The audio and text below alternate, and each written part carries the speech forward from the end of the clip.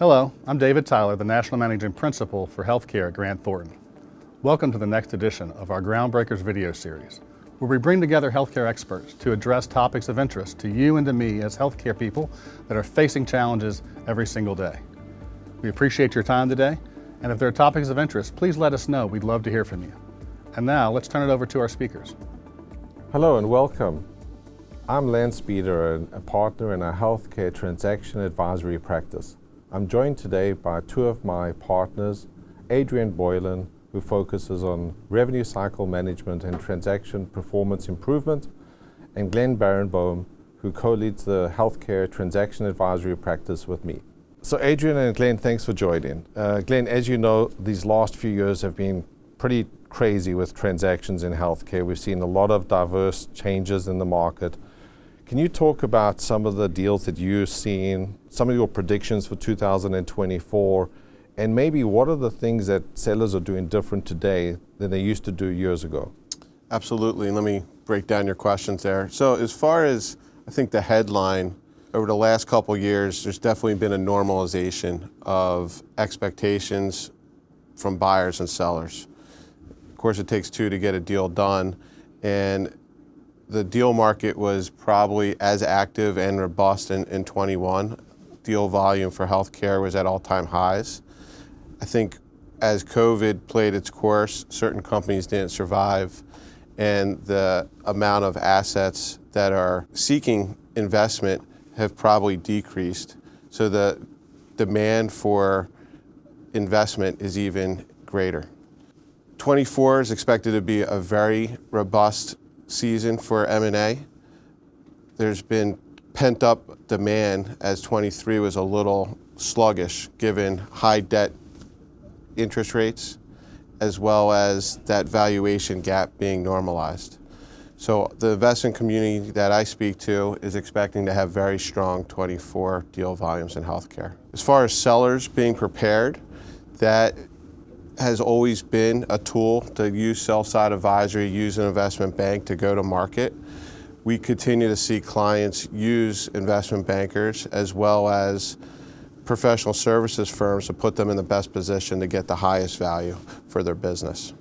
Operationally, we see a lot of that as well, with clients looking at their revenue cycle, looking at their supply chain, and how to really optimize that in the best way forward in anticipation of that next deal and how they're looking to grow overall. That's a great point and a segue to a question that I was thinking about. You know, from our vantage point, we often see founder-owned physician practices which are underinvested in the back office. And that leads to deficiencies in revenue cycle operations, and it's driven from a lack of spending enough dollars to enhance the back office, but also the shortage of qualified financial healthcare staff. So Adrian, how do you support those physician practice groups to become more sophisticated in their processes and enhance their back office? Lance, you couldn't be more close to the truth in what we're seeing in the marketplace. What we're seeing is a lot of investment hasn't been made in the systems to date. And so they may have disparate systems that they're trying to bridge and bring together. And so they're using data warehouses and what I'll call low-tech technology like Alteryx or Power BI to really assimilate the data, have a source of truth. And so we've helped clients with bringing that information together for their revenue accounting. We've also done the same thing where they may have had different billing systems, and you need one tool to be able to work from and direct the efforts of your people to really enhance the back end. And so they're using these other technologies to layer on versus investing in a full-fledged ERP as an example. Thank you for that insight. It's profound. Glenn, how does it impact the transaction? Knowing that you're going to go into an environment where there is a deficient back office, how does it affect the diligence? And then also, how does it lead to the integration process?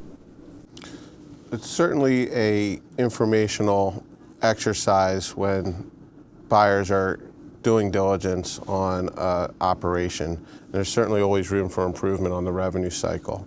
You know, deficient is relative. If you're a founder-owned physician practice, they might not need the state-of-the-art, but if they're seeking to grow, investments are needed.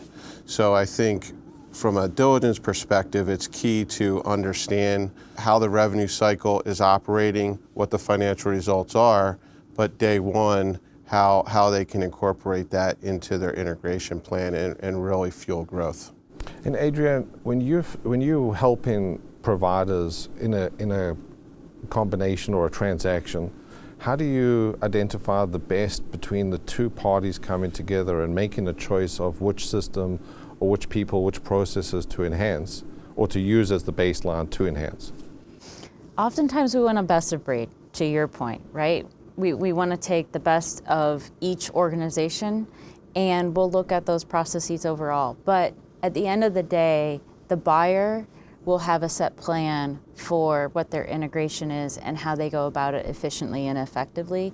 And the smoother they can go in that process, the quicker they can realize those synergies and get the benefits, may it be the payer negotiations, contracting with suppliers, or just streamlining the business and reducing costs from a headcount perspective. So speed to execution will derive the best results. Exactly. And also having that plan in place so that you know where you're going from the get-go. And I think to Adrian's point, I think the organizations that have playbooks and have some deal reps execute that, and more reps, more execution helps with speed.